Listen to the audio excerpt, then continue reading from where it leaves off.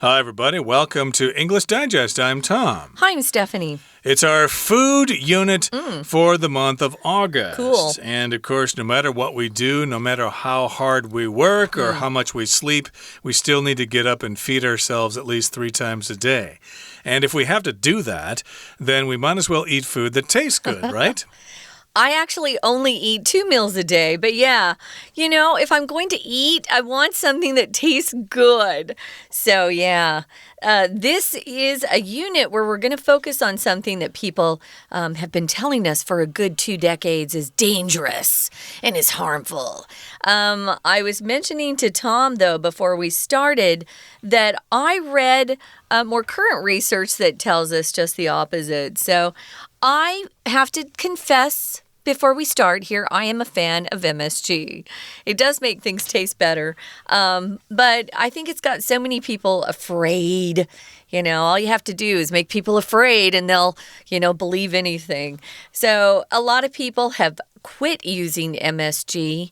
And it's unfortunate because it really does make things taste better. You guys don't cook at home, though, Tom. Not that much. When you go out, do you specifically say, oh, don't put the Beijing in, or what do you do? No, I think I remember reading years ago that the fact that MSG is bad for you is a bunch of nonsense. Yeah. There really is no strong evidence to support that. There is not. But we are going to talk about that in today's program. Yeah. MSG might enhance your food, but is it safe? We're going to answer that question, or at least we're going to ask that question and try to answer it as our program continues. So let's do it. Let's read the entire contents of our lesson right now.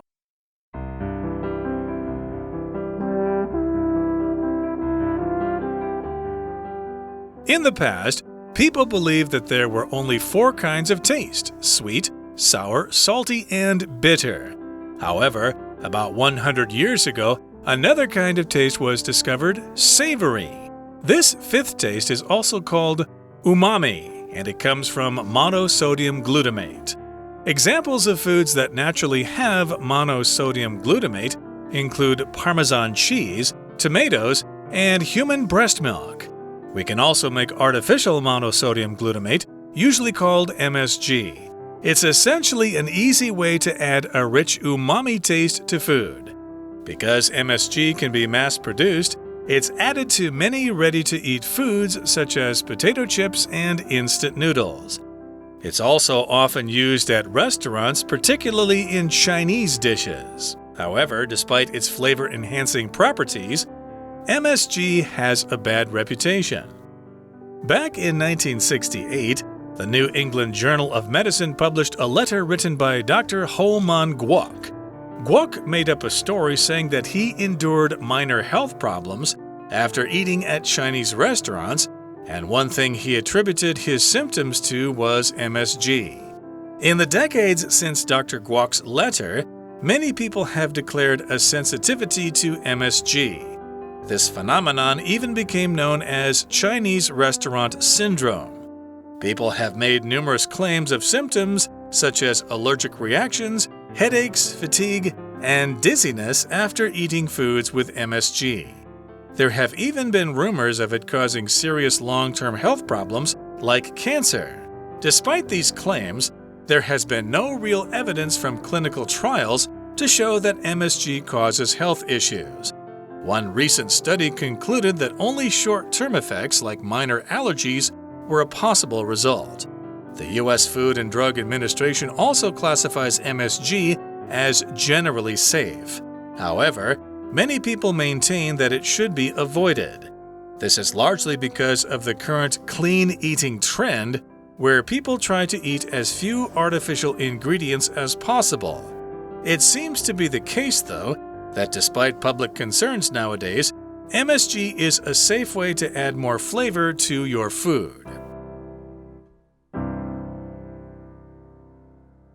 Okay, guys, let's get started.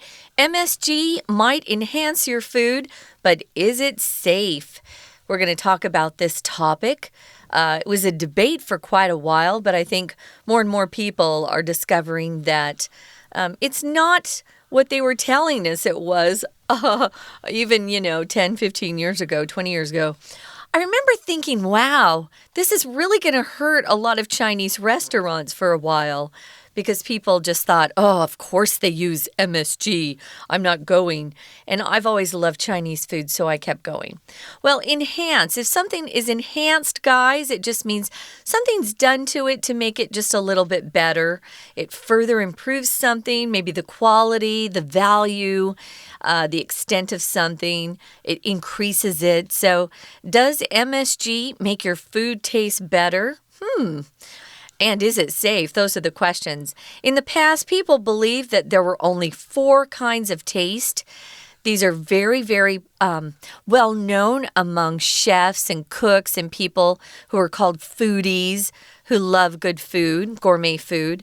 You need these 4 in your dishes to really make it taste perfect. So sweet, sour, salty, and bitter. These are things that have always been present in Chinese food. However, about 100 years ago, another kind of taste was discovered, and that was savory. Savory. So savory is not sweet. It's kind of a rich, more salty taste to it. They've named that 5th taste umami, which I'd never heard of this word until I started watching cooking shows on TV like Top Chef or the Great British Menu. I'm watching that now too.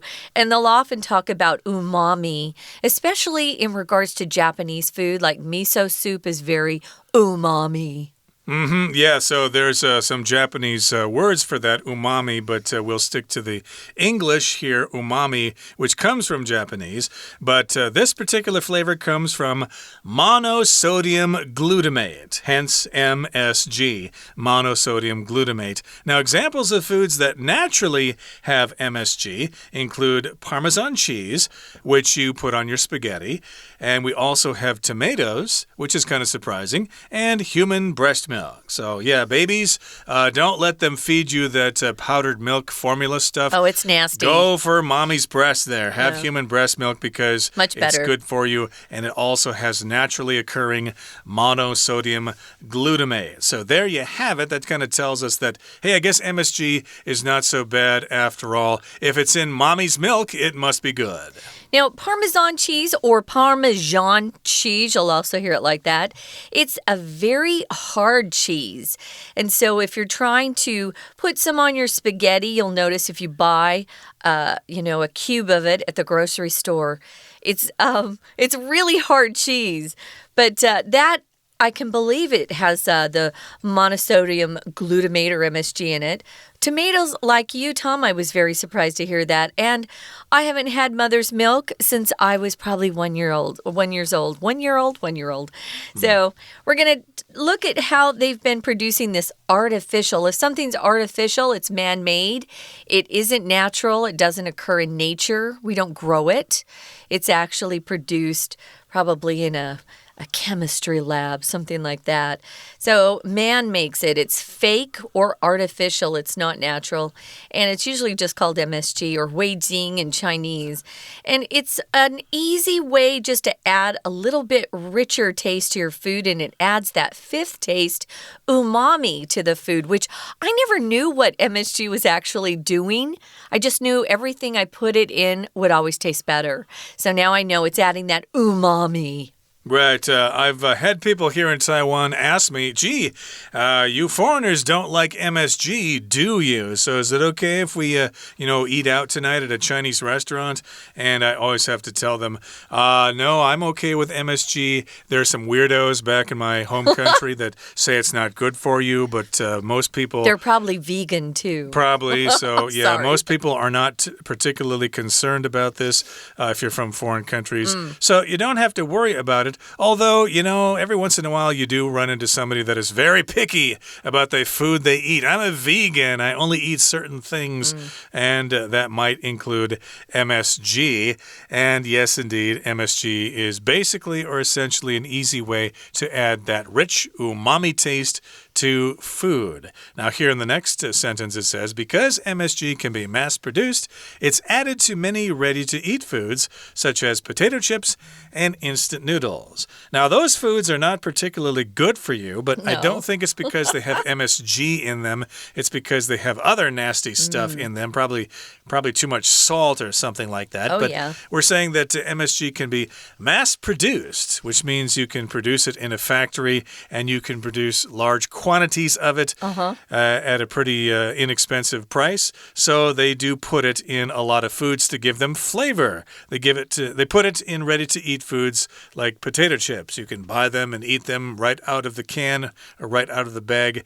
And instant noodles, you just pop them in hot water for 3 minutes and you're good to go. I have to admit, if there was one food that would be really hard for me to quit eating forever, it would be Lay's barbecued potato chips. It's just like it has the secret to making me, addicted to it. I don't know why I like it so much, but I love Lay's barbecued potato chips. I can't get them in all the stores. That's probably a good thing. Well, MSG is also often used at restaurants, particularly in Chinese dishes. If you go to the U.S., you'll often see in the windows of Chinese or Asian restaurants, no MSG, because a lot of Americans are still very afraid of MSG. However, it says, despite its flavor-enhancing properties, MSG has a bad reputation. So back in 1968, wow, that was a long time ago, a New England Journal of Medicine, it's probably the most highly respected journal of medicine that's published. They published a letter written by a Dr. Homan Kwok. I went with guac. I believe guac. That's the Cantonese pronunciation. Yeah, he's definitely, that was my guess, definitely Cantonese, we can tell. Guac made up a story saying that he endured minor health problems. If you endure something, it means you're suffering in some way. So you go through a period of time suffering through something that you find difficult, painful, that you wish you could just not have to go through. Sometimes if you've ever had a kidney stone, you know that you have to endure quite a bit of pain before it passes. If you've had a baby, you know you have to endure labor for many hours, especially with your first baby, and that can be really tough. Or maybe you hate the dentist like I do, and you have to endure the drilling that goes on before they fill a cavity or do root canal. A root canal, which we all hate. I have to say that my dentist performed my last root canal in a pretty painless fashion. Good for him. I think dentists are improving more and more. So, I want to do a shout out to dentists out there. They're doing a good job. Do you want to say his name? I better not because we're not supposed to advertise in this program. Oh, of course we advertise. Well, I'll say it's Dr. Yao. Okay, good for Dr. Yao. That's all I'll say here. But in any case, yes, this guy had to endure various health problems after eating at Chinese restaurants. But they were minor health problems, not major. Health problems, but that's basically how this thing got started from a Chinese guy himself. So we'll continue talking about this in just a couple of seconds, but we're going to take a break right now and listen to our Chinese teacher. 听众朋友大家好，我是安娜。我们今天要带大家看一篇文章，是有关于味精哦。因为其实在台湾的话，我们大概从小就吃味精吃到大，但是它到底对健康会不会有危害呢？我们来看一下今天的文章。不过文章是设计成文意选择，所以我们还是照例的在文意选择这个答案当中看一下比较少出现或是比较不熟悉的单字。比如说像 C 这个选项，Property 可以指的是特质或者是特点，不过它也有财产的意思。那么 I 这个选项 Attribute 它是动词哦 Attribute something to something else 通常我们会这样记，将 A 这件事情归因于 B Attribute A to B 就是归因于什么什么原因的意思。好，所以我们来看一下今天这个文章哦。文章一开始告诉我们，在以前的话，我们大概就觉得就只有几种味道，甜的啊、酸的啊、咸的、苦的。可是差不多在100年前，我们又发现有另外一种味道，这种味道呢叫做鲜味。也就是所谓的 savory， 这个所谓的鲜味就是所谓的第5种味道。我们看到这一段的第3句哦，它同样被称为叫做umami。umami 其实是日文啦，就是所谓的脂味。因为其实在1908年，谁发现这个味道呢？他是东大的池田菊苗博士，他发现了有所谓的鲜味这种味道，它是相较于甜啊、酸啊、咸啊、苦啊，是一个很特别的所谓的第5种的味道。当然食物当中有一些天然的食物，像是这个帕玛森起司啊、番茄啊、人类母乳啊，它都有这样子的一个所谓的鲜味。那么到底这个鲜味是怎么样出现呢？同样在第3句的地方出现了关键的专业词，叫做 monosodium glutamate， 就是这个所谓的脯氨酸钠。脯氨酸钠呢，就会让我们的在这个味觉当中产生一种所谓的 umami 这种鲜味的出现。好，所以呢，基本上在本质上来讲呢，我们就是用一些天然的食物就可以带出鲜味。可是后来呢，我们就发明了一种所谓的 artificial 人工的脯氨酸钠，就是所谓的味精啦。所以我们现在称味精呢，通常都叫做 MSG， 出现在第1段第5句最后一个字。这个 MSG 其实就是我们刚刚说的 monosodium glutamate。好，不过因为味精，人工味精就是可以大量生产嘛，所以它就是很多的像是马铃薯片啊、泡面啊，甚至我们这个中华料理当中，很多都是会添加味精。餐厅里面，特别是中国菜也会添加味精。但是虽然味精吃起来会让食物很好吃，但是却有一个 bad reputation， 它的名声不佳哦。因为当时在1968年的时候，在新英格兰医学杂志里面，就有一位郭浩明先生，他发表了一封信，让味精产生了一个很不好的声誉。We're going to take a quick break. Stay tuned. We'll be right back.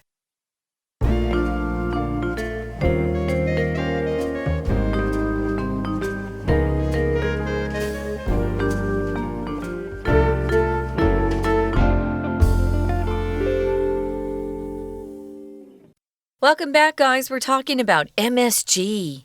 Yes, we know it can enhance your food, but is it safe? Is it safe for your health?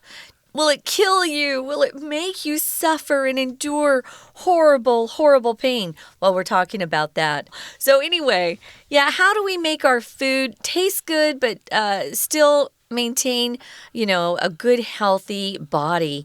We found out how this whole MSG is evil or can hurt you started. It was started by a Chinese man, probably from Hong Kong, or at least had grown up with parents from Hong Kong. He had a Guangdong Huan kind of name, guac. So he wrote a letter in 1968 to the New England Journal of Medicine, and he said, I've been suffering from some minor health problems, and I think it has something to do with eating at these Chinese restaurants. And one thing he attributed or blamed his symptoms on was MSG. So if you attribute something to something, it just means you say this is the cause for it. This is the reason. So he said the reason he was suffering these minor health problems was because he'd eaten at Chinese restaurants that had used MSG. What are symptoms? Well, symptoms, let's talk about the common cold. Symptoms of a common cold would be sneezing, headache, maybe coughing. Those are symptoms. If you're asymptomatic, we heard that word a lot with COVID. It means you test that you're sick, but you don't feel sick at all, and everything's great. So he had these symptoms, and he was blaming them on MSG. Okay, so in the decades since Dr. Guok's letter, and the 10 or 20, 30 years after that, many people have declared a sensitivity to MSG. So if you declare something, you just formally state this. Yes, me too. I am sensitive to MSG whenever I go eat Mugu Gai Pen or Dr. To's chicken, or was it General To's chicken? General To's chicken. At Chinese restaurants in the USA. Every time I eat those things, gee, I get a headache. I start started coughing. I've got all these symptoms. So, yeah, it must be the MSG. They're declaring their sensitivity to it. If you have sensitivity to something, that means it affects you when you come in contact with it. It's kind of similar to an allergy. I have sensitivity to milk, for example. Perhaps I can't drink milk because I'm lactose intolerant, so I can't drink milk. That's an example. Or you could just say I'm sensitive to something. I'm very sensitive to cats and dog fur. Oh my goodness, I'm very allergic to that. So he was saying that he had a sensitivity to MSG. Now, this phenomenon or this event even became known as Chinese restaurant syndrome. And it really hurt. This isn't funny, but it really hurt the Chinese restaurants for a while. Then they all started putting a sign in their window saying, "No MSG. We don't use MSG." Just you saying that name of that dish that I love, the General Tso's chicken. It's deep fried pieces of chicken with a sweet sauce and broccoli usually comes along with it. That's my favorite dish. You can't get that outside it's of it's USA. definitely American Chinese. It's not real Chinese, yeah. Sure, but Americans like that kind of stuff in Chinese restaurants there. Oh, yeah. But indeed, lots of people have made various claims of symptoms, such as allergic reactions, headaches, fatigue, and dizziness after eating foods with MSG. So, yeah, you might be allergic to something, which means that you have a reaction if you're in the presence, if you're in the presence of something like you are allergic to dog fur, for example, or cat fur. Some people are allergic to pollen. You might also have headaches or fatigue, which is when you feel really tired, and dizziness. You feel like you're going to pass out or something, and they feel this way after they eat foods that contain MSG. Oh, yeah. I've heard mostly that people say they have headaches after eating MSG. I've never experienced it, but that's what they say. So, yeah, sometimes it can happen. Maybe it's because you ate deep-fried food. I mean, we don't really know. They would have to actually study you. Scientists would have to have a research study and study you to see what bothered you, what you were sensitive to. You can do that on your own. There are lots of books they publish these days that talk about finding the best foods for your system. Not everybody reacts the same to the same kind of foods. We're all different. So you could have allergic reactions, headaches, fatigue. Fatigue is a very strong feeling of tiredness. You're almost just really exhausted. I have such fatigue after working all day. Yeah, and you could have dizziness. Maybe you are dizzy after being exposed to things you're allergic to, where, you just can't even walk straight. I hate that feeling of dizziness. Some people have reported they feel this way after eating foods with MSG. There have even been rumors that it causes cancer, which I don't think is fair unless we have several really quality research studies that come out and show that link, but there have been none. Despite these claims, there has been no real evidence from clinical trials. Clinical trials are done by research scientists. Typically, they're done as they study new types of drugs to release on the market.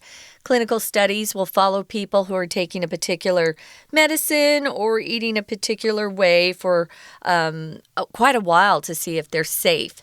Well, these clinical trials showed that there's no evidence. They can't find any connection to these health problems with MSG. So one recent study concluded that only short-term effects like minor allergies were a possible result. So maybe some people have temporary allergic reactions like headaches or just feeling kind of dizzy. Yeah, but it seems like people are allergic to anything these days, true. so that doesn't really sound convincing to me. So yeah, that's just one study that concludes that there's maybe there's some short-term allergies as a possible result of consuming MSG. And the U.S. Food and Drug Administration also classifies MSG as generally safe. Administration, of course, is a department of the U.S. government. It could be part of any kind of government. It depends on how they want to call themselves. However, many people maintain, or they continue to say, that it should be avoided. Some people just cannot be convinced. This is largely because of the current clean eating trend, where people try to eat as few artificial ingredients as possible. I don't want any chemicals in my food. So yeah, MSG is a chemical, and I don't want it in there. Yeah.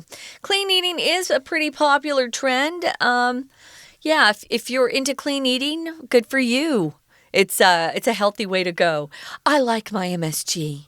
Right now, we've got to give some time to our Chinese teacher, and then we'll be back. 因为当时郭医师他编造了一则谎言，他说他在中国餐厅用餐之后，就有一些轻微的健康问题，而他把那些症状呢都归咎于味精。逗点之后，我们来看一下，同样也有一个关系子句，可是关系词省略掉。关系词省略，它的先行词是什么呢？是 one thing。后面的 he 到 to 的地方可以左右括号，这个时候不是关系子句的简化哦，我们很单纯只是冠带 that 的一个省略。冠带为什么可以有时候不写可以省略呢？是因为在括号关系子句当中，这个所谓的 one thing 这个 that 是当受词，例如在这个句子当中 he attributed his symptoms to something。to 后面本来应该要加一个原因，而这个原因就是那个 one thing， 就是这个冠带 that， 所以在这里当受词可以直接做一个所谓的省略的动作。好，那么在这之后呢，就发生了很多说法，说吃味精啊会这个头痛啊、疲劳啊、晕眩啊这些症状。不过啊，虽然有这些症状，但是其实临床的实验并没有真正的证据会显示出味精真的会引发什么样的问题。因为像最近的一项研究啊，其实就有得出结论。当然，有些人会轻微的过敏，这是一个 short-term effect， 短暂的影响。再加上美国的 FDA。这个食品药物管理局，它其实也把味精列为是一般安全的等级。所以呢，其实虽然现在有些人会主张说应该要尽量食用所谓的味精，那主要是因为当前有一种所谓的干净饮食的趋势 clean eating trend。 我们特别来看一下这句有一个补充说明的关系子句，出现在最后一段第5句的地方，先行词是 the current 当前的 clean eating trend，干净饮食这个趋势，逗点之后的 where 一直到最后句尾的地方，可以整个左右括号起来。where 特别注意哦，在这边是关系副词，在文意上其实它就代表的是在这种趋势当中，也就是 where 我们曾经说过，关系词有连接词跟代名词的个性，那么关副呢则是连接词跟副词，所以你可以把 where 划线，给它个等号 and in that trend， 在这种干净饮食的这种趋势当中，大家就觉得尽量不要吃人工的东西。好，所以其实味精当然它是一个人工东西，不过其实呢，它也对人体健康没有什么太大的危害，所以我们也不用太担心。以上是我们今天内容，我是安娜，我们下次见喽。That's it for today, guys. That's our food unit. If you still thought MSG was really dangerous, give it a try. See if you're allergic to it. If you're not, go ahead and use it. It adds that wonderful umami taste to food. So thanks for joining us. We'll hope you'll come back for our next program for English Digest. I'm Stephanie. And I'm Tom. Goodbye. Bye.